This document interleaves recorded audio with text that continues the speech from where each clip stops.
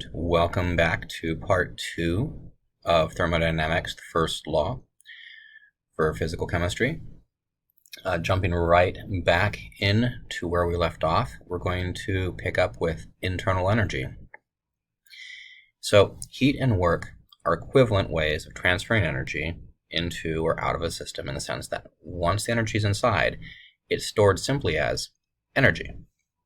Regardless of how the energy was supplied as work or heat, it can be released in either form.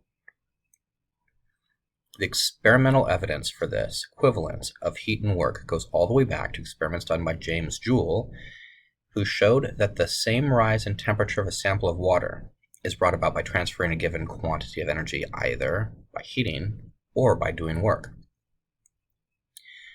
We need some way of keeping track of the energy changes in a system. This is the job of the property called internal energy, or U, of the system. U is the sum of all the kinetic and potential contributions to the energy of all atoms, ions, and molecules in the system. The internal energy is the grand total energy of the system. It has a value that depends on the temperature and, in general, the pressure. The internal energy is an extensive property because 2 kilograms of iron at a given temperature and pressure, for instance, has twice the internal energy of 1 kilogram of iron under the same conditions. The molar internal energy, U sub m, or U per mole, the internal energy per mole of material, is an intensive property. In practice, we do not know and cannot measure the total energy of a sample because it includes the kinetic and potential energies of all electrons and all the components of the atomic nuclei. Nevertheless, there's no problem with dealing with the changes in internal energy, delta U, because we can determine those changes by monitoring the energy supplied or lost as heat or as work. All practical applications of thermodynamics deal with delta U, not U itself. A change in internal energy is written by equation 2.8, where change of internal energy equals work plus heat, where W is the energy transferred to the system by doing work, and Q is the energy transferred to it by heating. The internal energy is an accounting device like a gold reserve.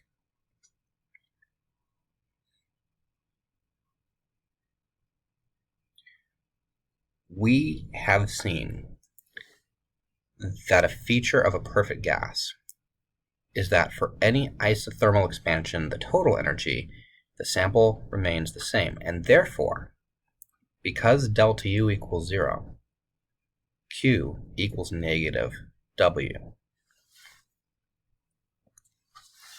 That is, any energy lost as work is restored by an influx of energy as heat. We can express this property in terms of the internal energy, for it implies that the internal energy remains constant when a perfect gas expands isothermally. From equation 2.8, we can write the following.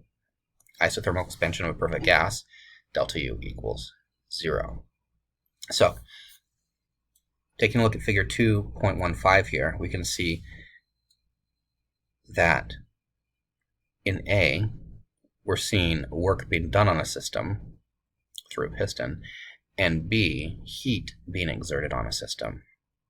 Provided there are no other transfers of energy, when work is done on a system, its internal energy rises. Likewise, providing there are no other transfers of energy, the internal energy also rises when energy is transferred to the system as heat.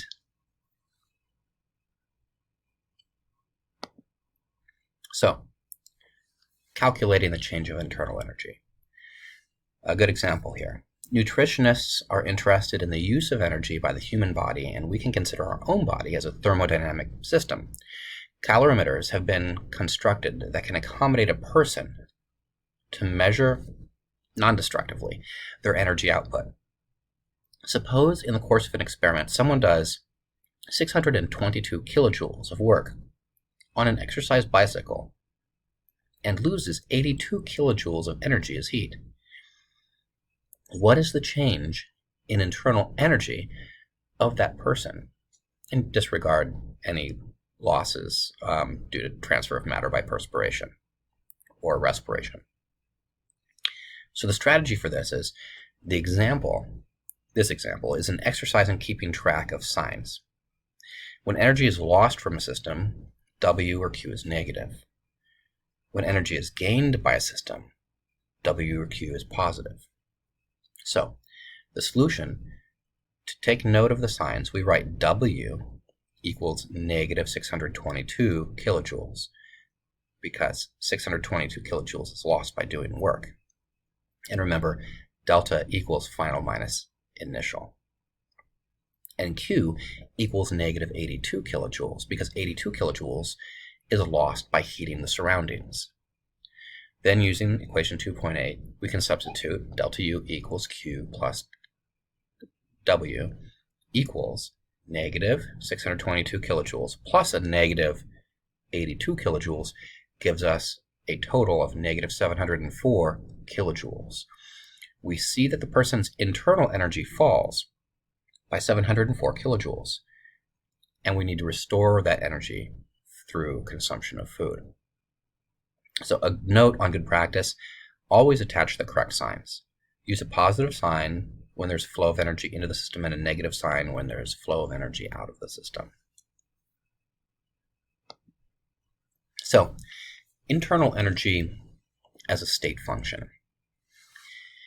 An important characteristic of the internal energy is that it is a state function, a physical property that depends only on the present state of the system and is independent of the path by which the state was reached. If we were to change the temperature of the system, then change the pressure, then adjust the temperature and pressure back to the original values, the internal energy would return to its original value too. A state function is very much like altitude. Each point on the surface of the Earth can be specified by quoting its latitude and longitude, and, on land areas at least, there's a unique property, the altitude, that has a fixed value at that point. In thermodynamics, the role of latitude and longitude is played by the pressure and temperature, and any other variables needed to specify the state of the system, and the internal energy plays the role of the altitude with a single fixed value for each state of the system.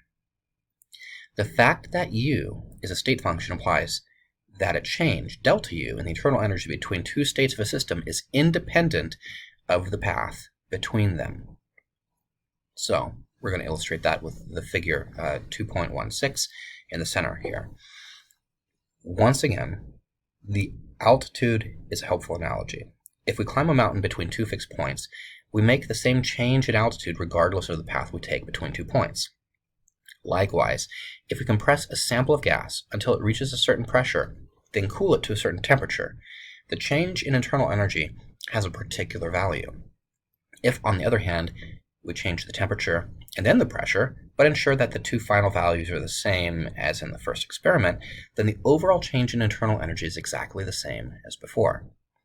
This path independence of the value of delta U is of the greatest importance in chemistry. Let's take a look at figure 2.16 here. You can see that we have this curved path where you have a pair of variables, variable 1, variable 2, that you can transect an initial value property and a final value property. The path you take to go from the initial to the final value doesn't matter. The curved sheet shows how a property, for example, altitude, changes as two variables, latitude and longitude, are changed. The altitude is just the state property, because it depends only on the current state of the system. The change in the value of the state property is independent of the path between the states. For example, the difference in altitude between the initial and final states shown in the diagram is the same whatever the path was taken. Now, suppose we now consider an isolated system. Because an isolated system can neither do work nor heat its surroundings or acquire energy by either process, it follows that its internal energy cannot change. That is, the internal energy of an isolated system is constant, by definition, because it can't exchange energy or matter with its surroundings. This statement is the first law of thermodynamics. It is closely related to the law of conservation of energy, but allows for transfers of energy as heat as well as by doing work. Unlike thermodynamics, mechanics does not deal with the concept of heat. The experimental evidence for the first law is the impossibility of making a perpetual motion machine, a device for producing work without consuming fuel. As we've already remarked, trying as people might, they've never succeeded. No device has ever been made that creates internal energy to replace the energy drawn off as work. We cannot extract energy as work, leave the system isolated for some time, and hope that when we return, the internal energy will have become restored to its original value.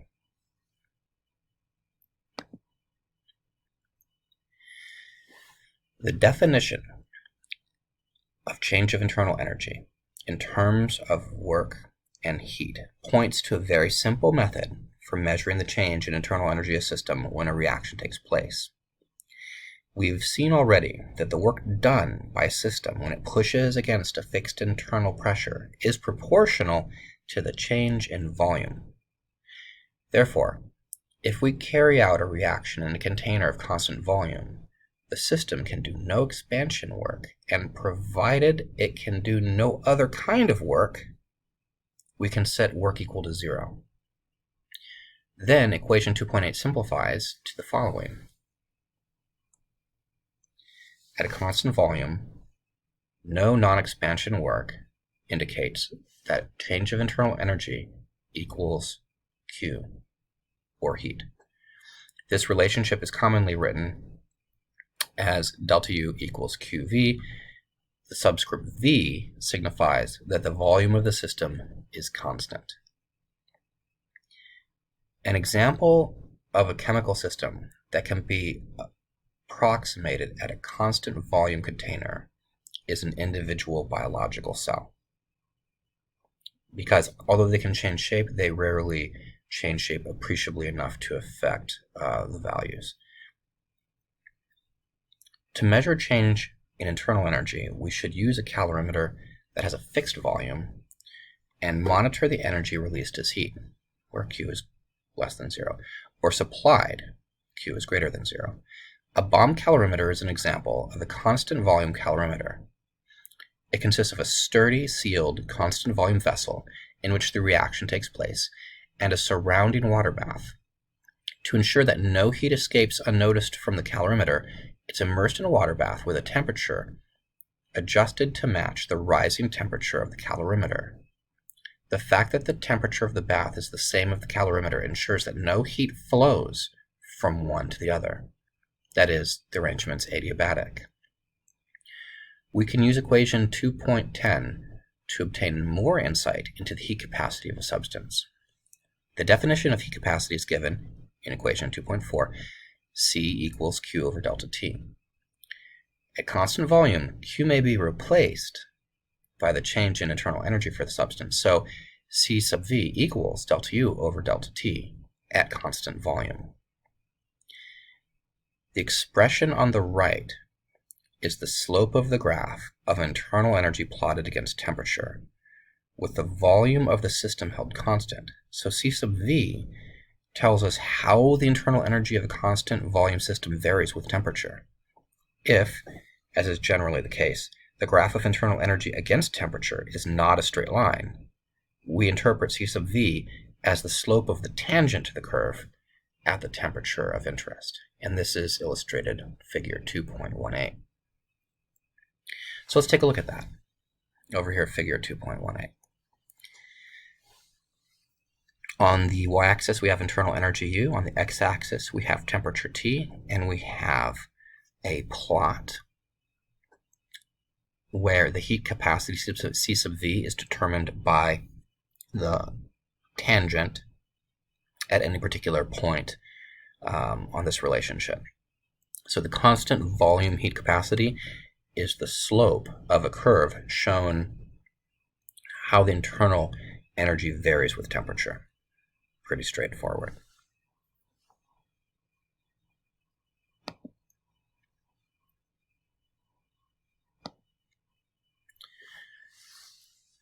And now we can move on to enthalpy.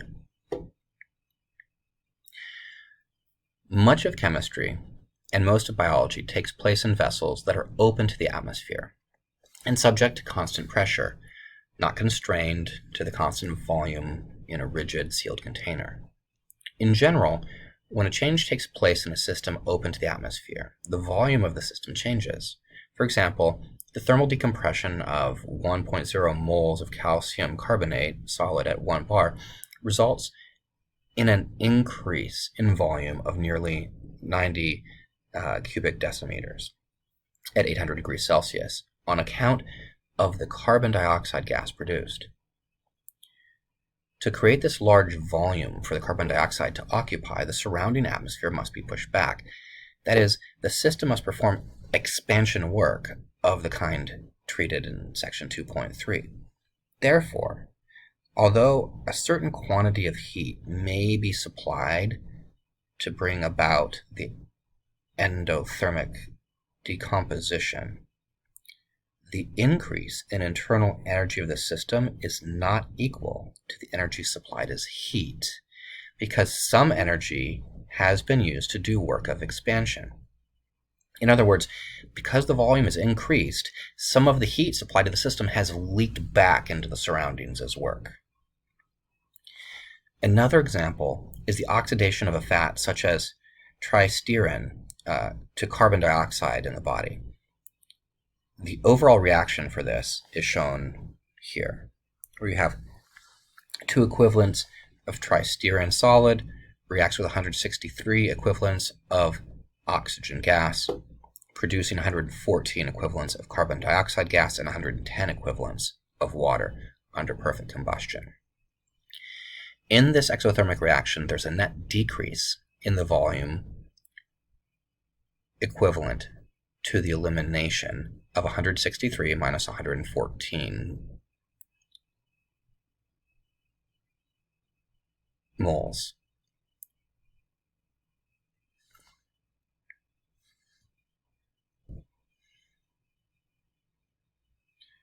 Let me just rephrase that. There's a net decrease in the volume equivalent to the elimination of 49 moles of gas molecules for every 2 moles of tristyrene molecules that react. The decrease in volume at 25 degrees Celsius is about 600 cubic centimeters for the consumption of 1 gram of fat. Because the volume of the system decreases, the atmosphere does work on the system as the reaction proceeds. That is, energy is transferred to the system as it contracts. In effect, a weight has been lowered in the surroundings, so the surroundings can do less work after the reaction has occurred. Some of their energy has been transferred into the system. For this reaction, the decrease in the internal energy of the system is less than the energy released as heat, because some energy has been restored by doing work. We can avoid the complication of having to take into account the work of expansion by introducing a new property that will be at the center of our attention throughout the rest of the chapter and will recur throughout the book. The enthalpy, H, of a system is defined as enthalpy equals U plus P times V. That is, the enthalpy differs from the internal energy by the addition of the product of the pressure and the volume on the system. So, you can think of it as internal energy being modified by the product of pressure and volume. This expression applies to any system or individual substance. Don't be misled by the PV term into thinking that equation 212 applies only to perfect gases.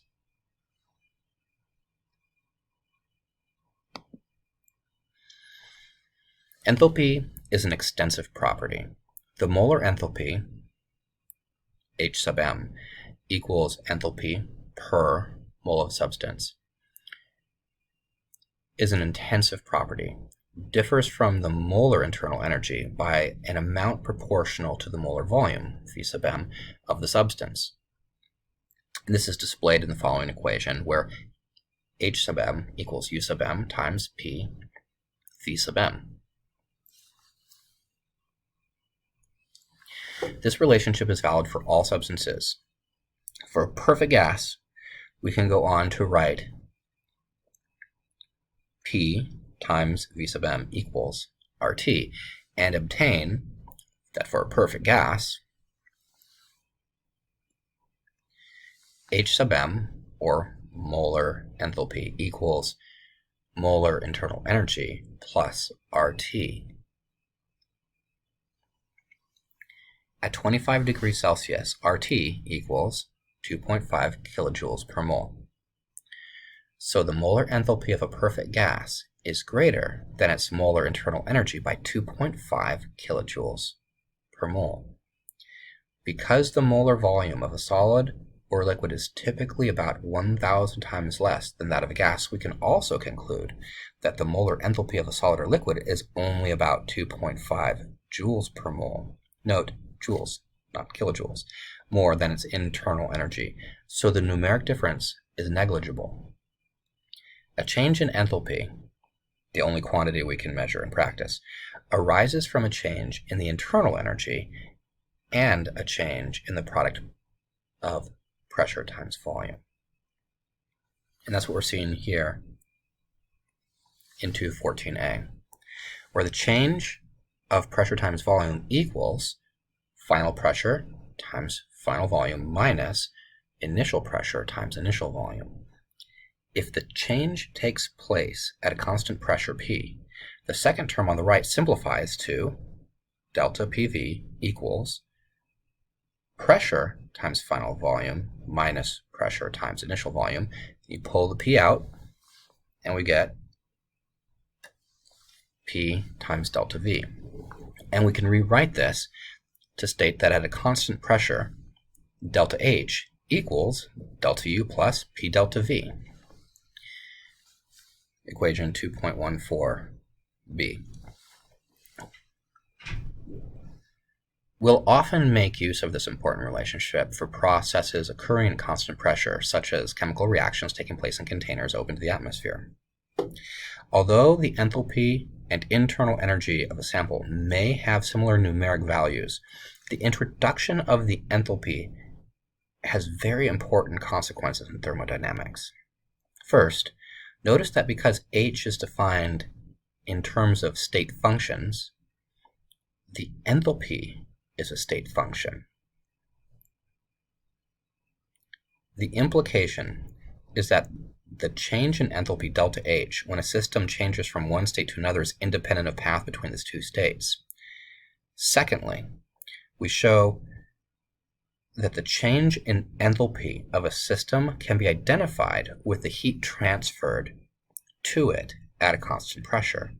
So, at a constant pressure, meaning there's no non-expansion work, delta H simply equals Q, where change in enthalpy equals heat. This relationship is commonly written as delta H equals Q sub P, where P signifies the pressure is held constant. The result expressed by this equation, 2.15, that at constant pressure with no non-expansion work, we can identify the energy transferred by heating with a change in enthalpy of the system is incredibly powerful. It relates a quantity we can measure, the energy transferred as heat at a constant pressure, to the change in a state function, the enthalpy. Dealing with the state functions greatly extends the power of thermodynamic arguments because we don't have to worry about how we get from one state to another. All that matters are the initial and final states. An endothermic reaction, where Q is greater than 0, taking place at constant pressure, results in an increase in enthalpy, where delta H is greater than 0, because energy enters the system as heat. On the other hand, an exothermic process where Q is less than 0 takes place at constant pressure, corresponding to a decrease in enthalpy, because energy leaves the system as heat. All combustion reactions, including the controlled combustion that contribute to respiration, are exothermic and are accompanied by a decrease in enthalpy. These relations are consistent with the name enthalpy, which is derived from the Greek word meaning heat inside. The heat inside the system is increased if the process is endothermic and absorbs energy as heat from its surroundings. It decreases if the process is exothermic and releases energy as heat into its surroundings. However, never forget that the heat does not actually exist inside, only energy exists in a system.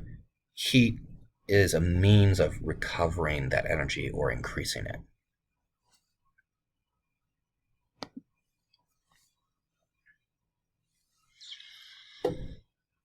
So, temperature variation of enthalpy. And this is getting down into the nitty-gritty a little bit, but it's worth diving into near the end here. We have seen that the internal energy of a system rises as the temperature is increased. The same is true of the enthalpy, which also rises when the temperature is increased. For example, the enthalpy of 100 grams of water is greater than 80 degrees Celsius than at 20 degrees Celsius. We can measure the change by monitoring the energy we must supply as heat to raise the temperature through 60 degrees Celsius when the sample is open to the atmosphere or subject to some other constant pressure. It is found that delta H is approximately equal to 25 kilojoules in this instance. Just as we saw that the constant volume heat capacity tells us about temperature dependence of the internal energy at constant volume, so the constant pressure heat capacity tells us how the enthalpy of a system as its temperature is raised at constant pressure. To derive the relation, we combine the definition of heat capacity in equation 2.4, C equals Q over delta T, with equation 2.15, and we obtain the following, where heat capacity at constant pressure equals change in enthalpy over change in temperature. The constant pressure heat capacity is the slope of the plot of enthalpy against temperature of a system kept at constant pressure, and that's what we're seeing in figure 2.21.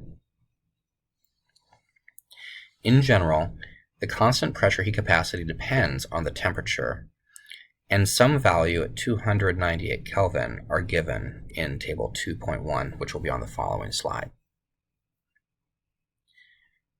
Values at other temperatures not too different from room temperature are commonly estimated from the expression below 2.17a, with values of the constants a, b, and c obtained by fitting this expression to experimental data.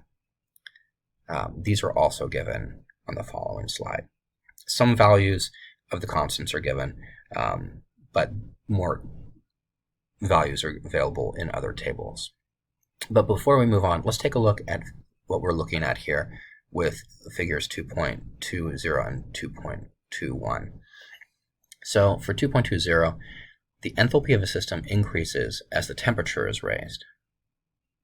On the y-axis, we see enthalpy and internal energy. On the x-axis, we see temperature.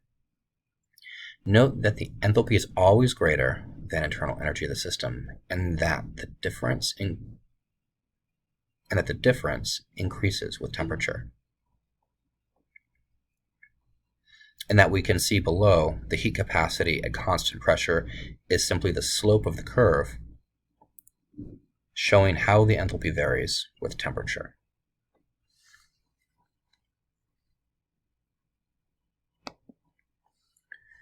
Here are the tables we talked about. I'm going to leave them here so you can pause if you're curious.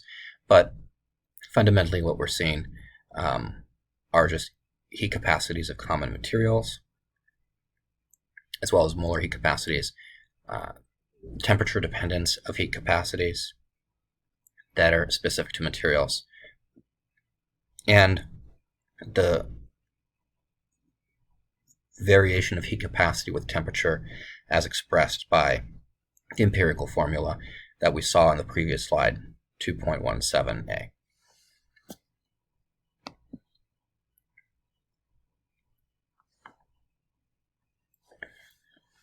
So, last slide.